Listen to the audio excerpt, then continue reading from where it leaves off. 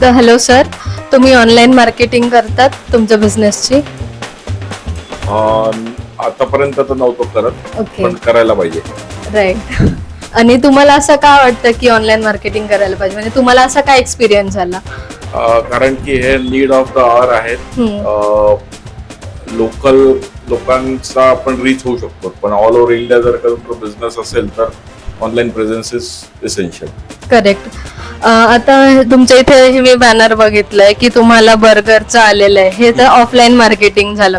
पण आता सपोज हे तुम्हाला नकोच आहे, तरी ते तुमच्याकडे आलेले आहे आणि ह्याच्यात हे प्रिंटिंग वगैरे एव्हरीथिंग ऑफलाईन मार्केटिंग मध्ये जास्त इन्व्हेस्टमेंट होते. तेच तुम्ही जर ऑनलाईन मार्केटिंग केलं तर मला बर्गर खायचं असेल तर मी बर्गर नियर मी असं गुगलवरती सर्च करणार, करेक्ट? आणि मला इंटरेस्ट आहेच आणि तिथे मग जे प्रोफाईल रँक करणार, जे आपण पहिलाच पेज बघतो गुगलचा, सेकंड थर्ड पेज पर्यंत जात पण नाही, तर तिथे रँक केलेला जो पण फर्स्ट प्रोफाईल असेल मी तिथे चेक करेल, त्याचे रिव्ह्यूज चेक करेल, त्यांचा मेन्यू कार्ड रेट्स वगैरे चेक करेल आणि मी डिरेक्टली मला इंटरेस्ट आहेच, मला खायचं आहे तर मी तिथे जाणार.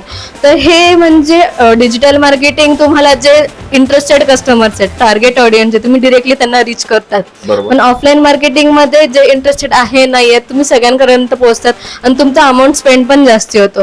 सो डिजिटल मार्केटिंग जास्ती बेनिफिशियल आहे as compared to traditional marketing. बरोबर, करेक्ट. राईट. सो आपण एक नंबर ठेवलेला आहे ज्याच्यावरती कुठल्याही बिझनेसला डिजिटल मार्केटिंग बद्दल डाऊट्स असतील, ऑनलाईन बिझनेस कसा त्यांना ग्रो करायचं असेल, तर त्यासाठी आम्ही हा टोल फ्री नंबर म्हणू शकतो. तिथे तुम्ही कॉल केला तर आम्ही हेल्प करायला एनी टाइम रेडी आहोत. ओके.